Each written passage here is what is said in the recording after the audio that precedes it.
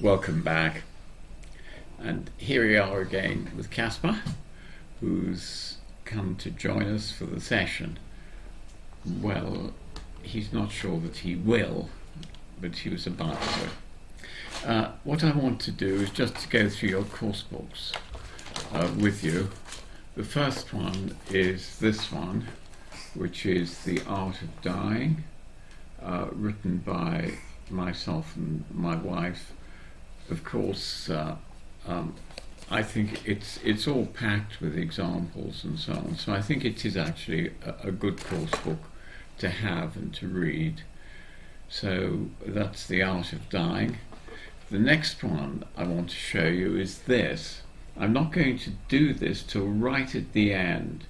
It's called The Worm at the Core. And there's an apple and you can see the worm going down the hole in the core.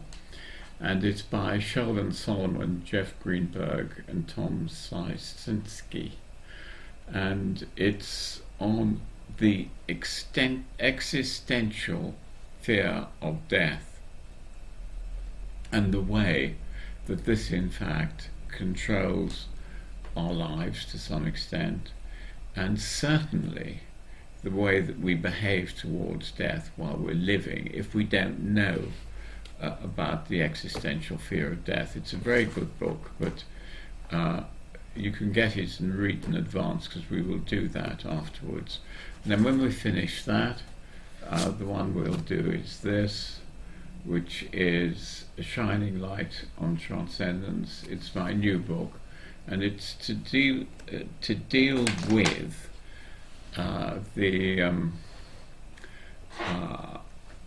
a man who can, when he meditates, give light, and the way that this feels and the changes that he makes. So those are your three books. Now, today we take the dying process a stage further. Let me just remind you with this diagram, premonitions and deathbed visions. We did deathbed visions last time, and we're now going to come on to transiting to a new reality. Remember, we have this nice happy picture of death and not the very scary one that I always used to show until the data began to come in that death isn't the scary process that we think it is. In fact, it's the existential fear of death. That means the unconscious fear of death that makes us so afraid. When you actually look at what happens, it isn't like that. So, transiting to a new reality, what's that like? What it says is that we move into a different area. And what does that mean? It means that some of us leave our bodies, although that's not quite so clear. The data on that isn't quite so clear. But we move into this area of light and love, like the near-death experience. And then there are other features which are similar to the near-death experience. Now, there is a very good study by Stephen Laurie's group. That's the Coma group from Liège in Belgium. And what Stephen has done is he's taken many near-death experiences and done a textual analysis of them.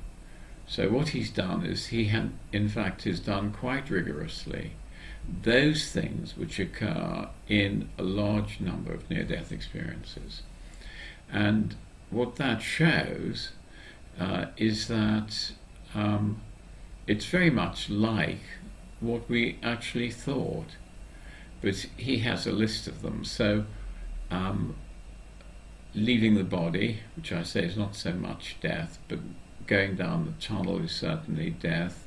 Meeting the being of light is like death.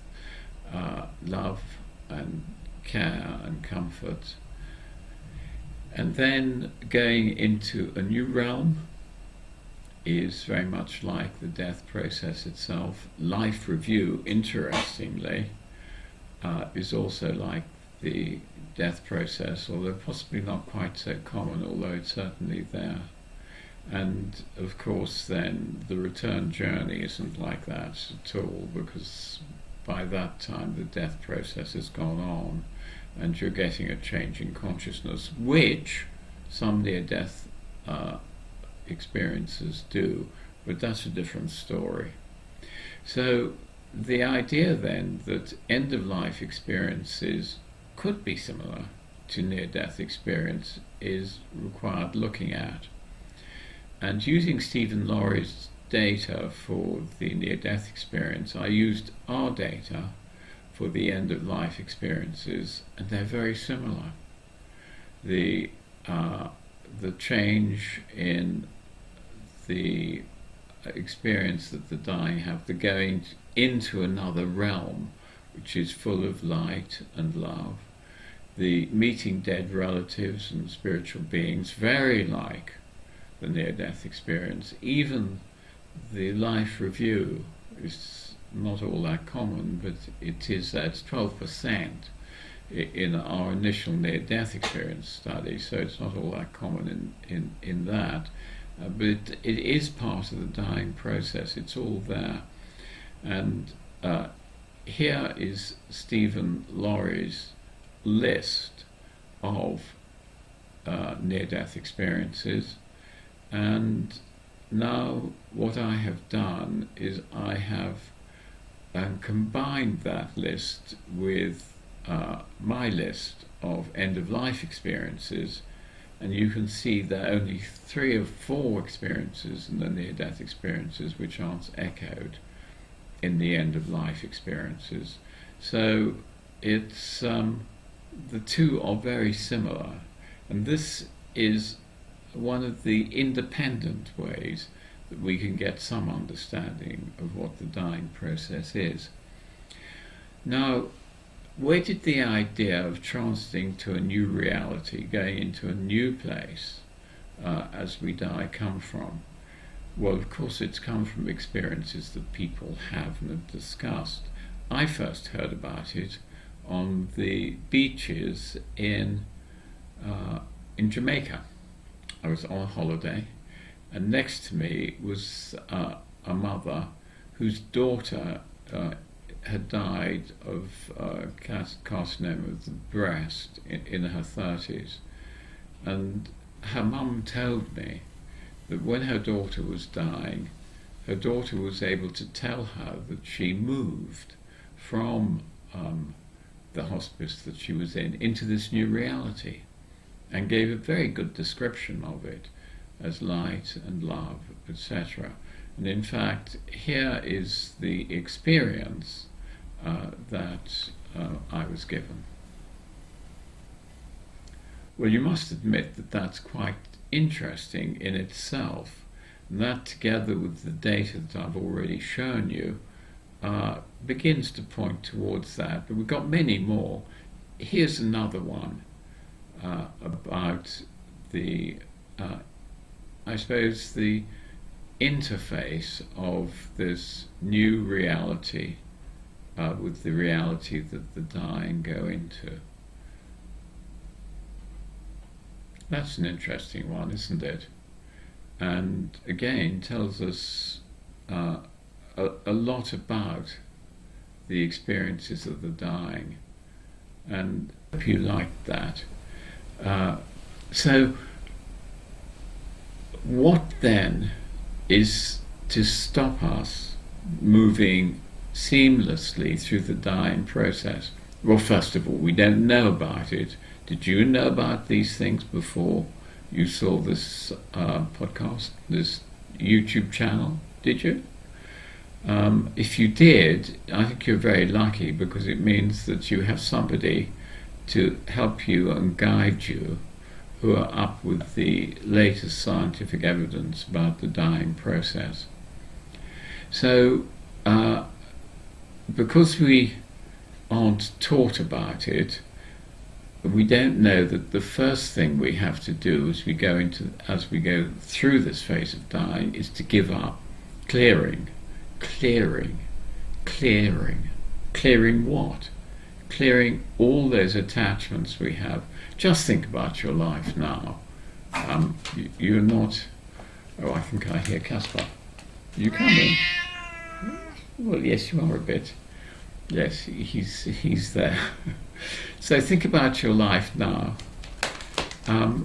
What are you attached to? Well, if you're a parent, you're attached to your children, obviously. A businessman may be attached to his business or to his money. So there are loads of attachments like that we all have. Now, I'm afraid these all have to be given up. And the degree to which you're able to give them up will, in fact, relate to the anxiety that you have in the dying process.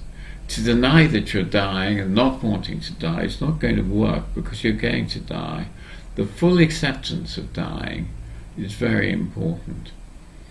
And it's really nice if you have people in the hospice who can take you through the dying process before you go into it yourself, so that at least you know what's coming. I think probably the best attitude that I can recommend to you is to be curious. Just be curious. Now, curious is a very interesting word, because it's very difficult to be curious, because it means that you're going to be open. But to be open means that it's difficult to have fear at the same time. So you don't need to be afraid of it. So the first point then, about the time when you start going into this new reality, is to give up your attachments. Now, I'm going to tell you quite a lot more about this in the next talk. We'll look at the mental states of the dying and what states you can have that produce much less suffering. And the suffering relates to you not being able to give up your attachments. Of course you'll have pain. Most people do have pain. But drugs that you're given, like morphine, etc., is enormously effective. That will keep your pain under control, so that you yourself can get on with the dying process and not be afraid. So then, let's think about how we can cope with this. We know we've got to be curious. We know that we need to give up our attachments, and if we succeed in doing that, and I'll go into this in much more detail next time, then we will achieve a different level of consciousness. And this different level of consciousness is an expansion, not a contraction. Okay, you didn't hear correctly, did you? You thought I said expansion. Yes, I did. And it's really amazing that we should get this change in change in consciousness as we die. And I'm going to add another word to it, and that's the word cosmic. And cosmic consciousness is a very broad expansion of consciousness. I can't substantiate that, but I can certainly substantiate the first stages of it, and it's called non-duality. Non-duality. That means we're no longer two, we're one. And what on earth does that mean? Look at yourselves now. There is you there, your personal sense of I, that bit that chats to you the whole time. And there's the outside world. Two things: you and the objects of your perception. That is duality, and that is the common conscious experience. More people are learning to become non-dual, and I haven't had yet experiences from people were non-dual and go into the dying process. And that will certainly be interesting when these people start dying. But for the moment, let's assume that we'll all be in non-duality. Well, the clearing process, the removal of attachments, means that our sense of self, the ego, the bit that chats all the time, has nothing more to hold on to and starts to dissolve. And so it's the dissolution of that just leaves perception, just leaves you able to, in fact, expand into a much wider state of consciousness because you're not limiting it. Difficult concept, interesting concept, and we'll hear more about that next time. So let's just recap. We talked this time about going into a new reality. I've given you some examples of what the new reality is like. You can see the similarity of the new reality and the near-death experience. If the near-death experience is so like the dying process, can the near-death experience and teaching the near-death experience help people to go more easily through the dying process itself?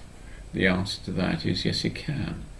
And I met a Canadian woman who is using, she's a palliative care physician, who is using the near-death experience to teach the dying that the actual process of dying need not be frightening, and give them confidence to move on to the next step.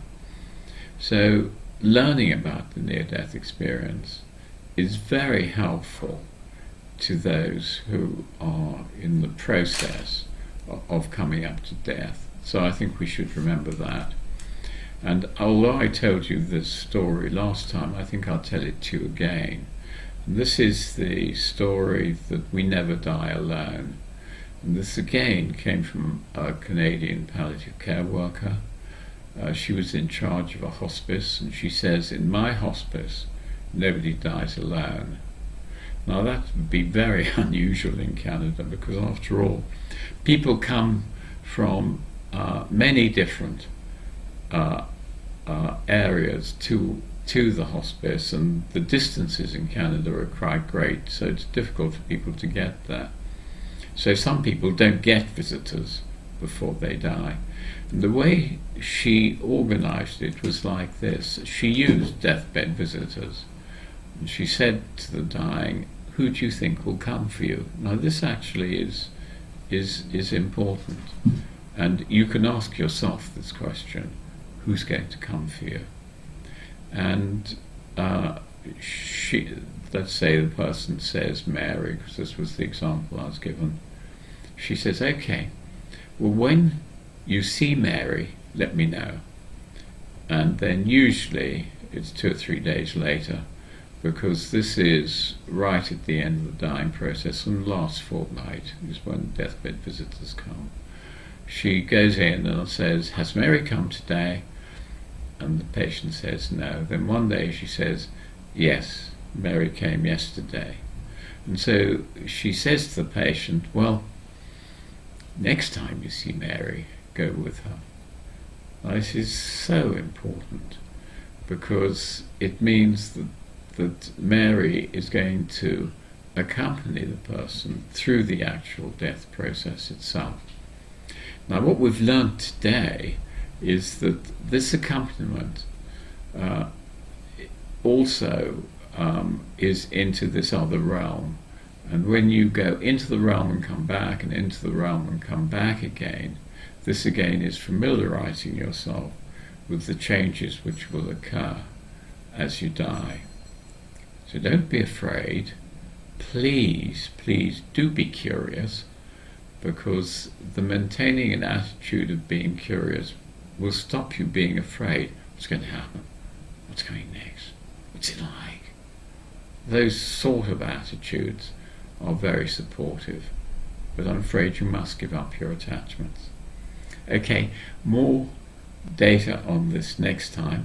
Thank you very much for being with me, And I hope you have a good week. And it's Christmas time, and I don't know, some people are bored by Christmas. I'm not. I love Christmas. So enjoy your preparations for Christmas. Okay, bye. See you next week.